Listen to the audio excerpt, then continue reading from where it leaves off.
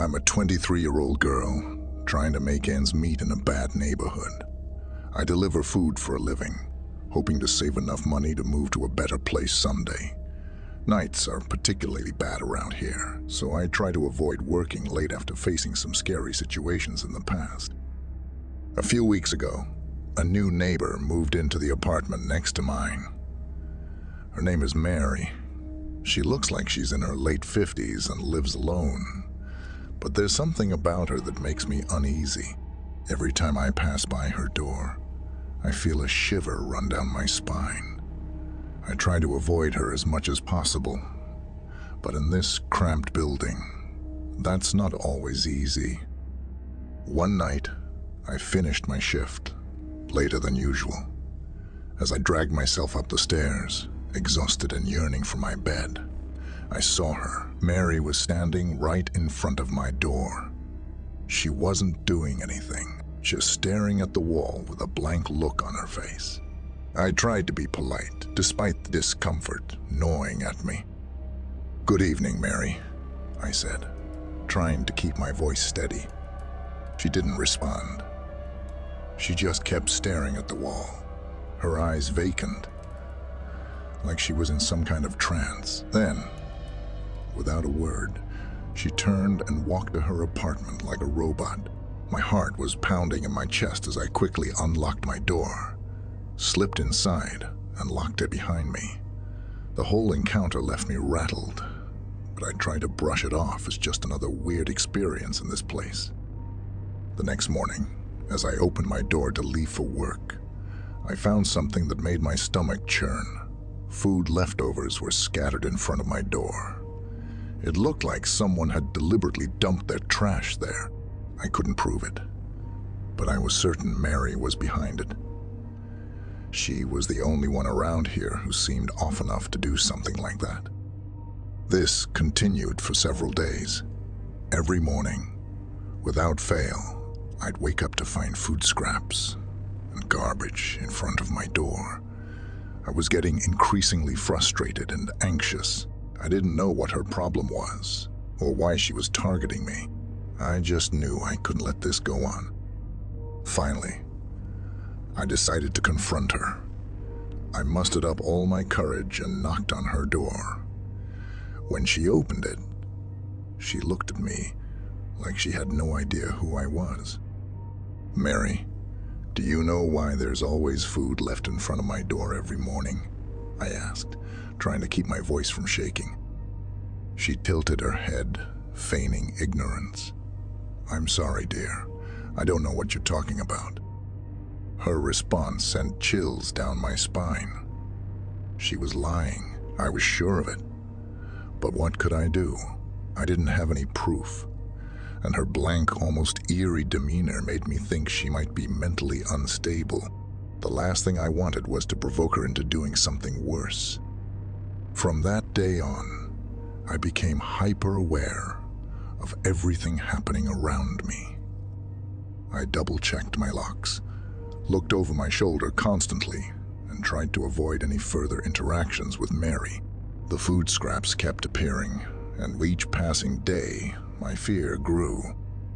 One particularly bad night, I woke up to a strange noise outside my door. My heart raced as I tiptoed to the peephole. There she was again, Mary, standing in the dimly lit hallway, staring at my door. She wasn't doing anything, just standing there. I watched her for what felt like an eternity, until she finally turned and walked away.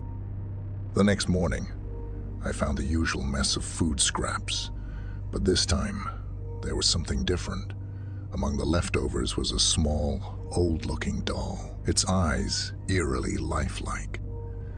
That was the breaking point for me.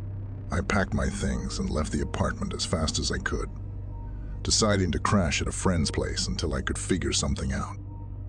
I don't know what Mary's deal is or why she targeted me.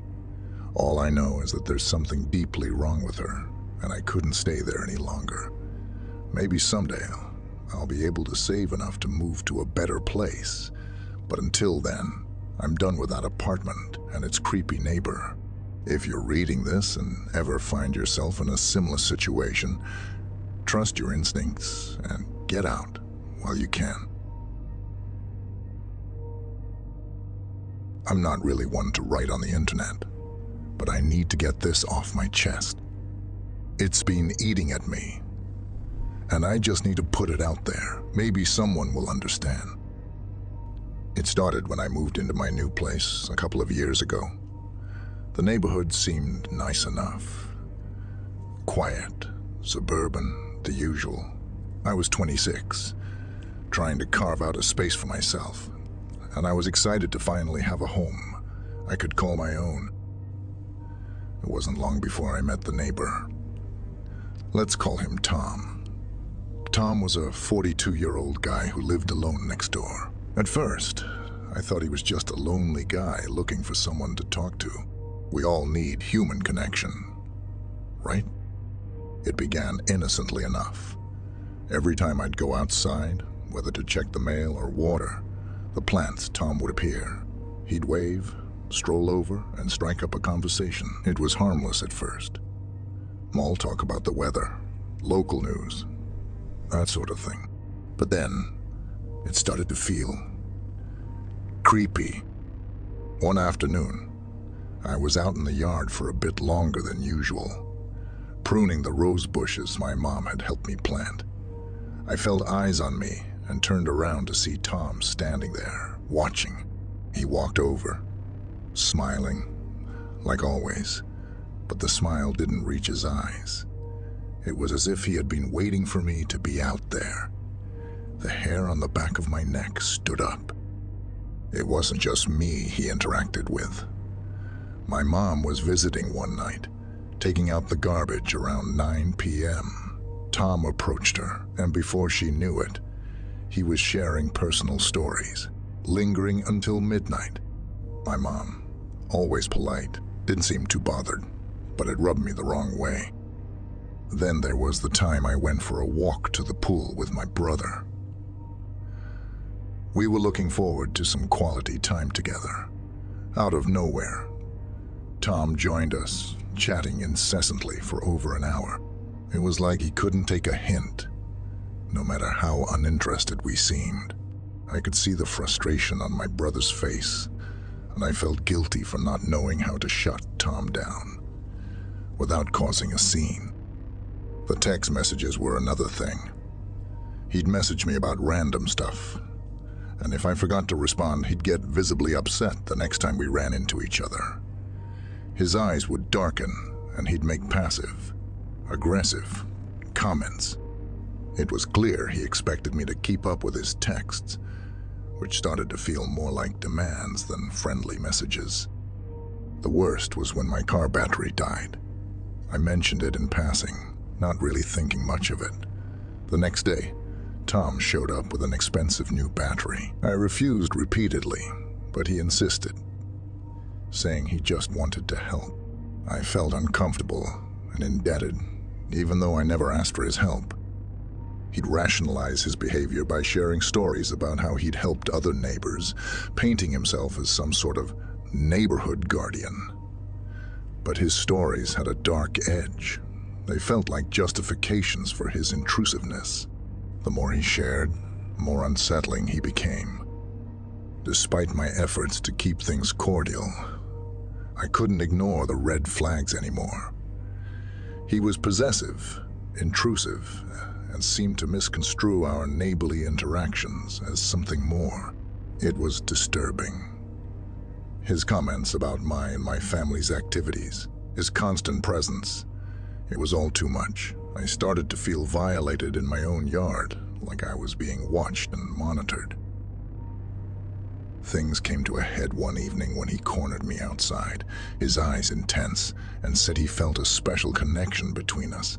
I felt sick to my stomach. I stammered out a polite but firm rejection, and his face twisted in anger and hurt. I backed away, made some excuse, and rushed inside, locking the door behind me. Since then, I've been on edge. I avoid going outside unless absolutely necessary. I feel like a prisoner in my own home, constantly looking over my shoulder. Tom's behavior hasn't escalated, but his presence is always there, like a shadow, lurking just out of sight. I don't know what to do. I just want to feel safe again. I had just moved into a new apartment, an old building on the edge of town, the kind with history you can feel as soon as you step inside. The creaky floors and peeling wallpaper added a certain charm, but something about it always felt off. The strangest part was the entryway I shared with my neighbor, a woman named Eleanor. When I first met Eleanor, she seemed friendly enough. She had this warm, inviting smile that almost felt too practiced. The initial weirdness came when she pulled me in for a hug during our first meeting. It was the kind of embrace you reserve for close friends, not someone you just met. I remember stiffening up, unsure of how to react. Her scent, a mix of lavender and something I couldn't quite place, lingered in my nostrils long after she let go. A few days later, Eleanor knocked on my door. She needed help moving some furniture, she said. Her request was simple enough, but I couldn't shake the unease I felt. Her apartment mirrored mine in layout, but the similarities ended there. The air was thick, with a cloying smell, almost like decaying flowers. The walls were adorned with strange paintings, symbols I didn't recognize, and each one seemed to watch me as I moved around. Despite my discomfort, I helped her move an old, heavy armoire. She chatted amiably, but her words seemed hollow, as if she was merely going through the motions of small talk. The entire time, I felt like I was being watched, not by Eleanor, but by the symbols on the walls. When I finally left, I breathed a sigh of relief, eager to put some distance between us. The next morning, I found a note slipped under my door. It was from Eleanor, thanking me for my help and saying she had left a small gift for me. Sure enough, there was a small, intricately carved wooden box sitting on my doorstep. The carvings were beautiful, yet unsettling, resembling the strange symbols from her apartment. I brought it inside, but the unease it brought with it was palpable. That night, I awoke to the sensation of being watched. Groggy and disoriented, I scanned the room and saw a dark figure standing at the foot of my bed. My heart pounded in my chest as I fumbled for the light. When I finally managed to turn it on, the figure was gone. It had to be a nightmare, I told myself. But I couldn't shake the feeling that it had been real. The next day, I found the kitchen faucet broken, water dribbling uselessly into the sink. As I fixed it, a foul smell permeated the air, growing stronger with each passing hour. No matter how much I cleaned, it wouldn't go away. It was like the stench of rotting meat, sickly sweet and pervasive. I began to suspect that the box was more than just a gift. It was a conduit for something malevolent. I called a couple of friends who were into witchcraft and spiritual cleansing. They came over with sage and crystals, chanting incantations meant to ward off negative energy. For a while, the oppressive atmosphere lifting. I decided to get rid of the box, convinced it was the source of my troubles. But when I went to retrieve it, it was gone. I searched my apartment high and low, but there was no trace of it. As the days passed, my fear of Eleanor grew. I avoided her, but she always seemed to be around, her eyes boring into me with an intensity that made my skin crawl. I became paranoid, convinced she was watching my every move, her intentions, anything but benign. The dark figure returned, each time more vivid and terrifying than the last. Sleep became a rare commodity, my nerves frayed to the breaking point. I didn't know what to do. The logical part of me wanted to believe there was a rational explanation, but every instinct screamed that something was horribly wrong. The symbols, the box, the dark figure. It all pointed to Eleanor and her strange practices. I had stumbled into something far beyond my understanding, and I was terrified. One evening, after another sleepless night, I decided to confront Eleanor. But as I stood outside her door, my hand poised to knock, I hesitated. What if she was a witch? What if confronting her made things worse? I was trapped in a nightmare with no way out, my every action dictated by fear. I still don't know how to handle the situation. The dark figure visits less frequently now, but the smell lingers, and the sense of being watched never truly leaves. I'm scared, constantly looking over my shoulder, waiting for the next inexplicable event. Moving seemed like a fresh start, but instead, it's become a descent into madness.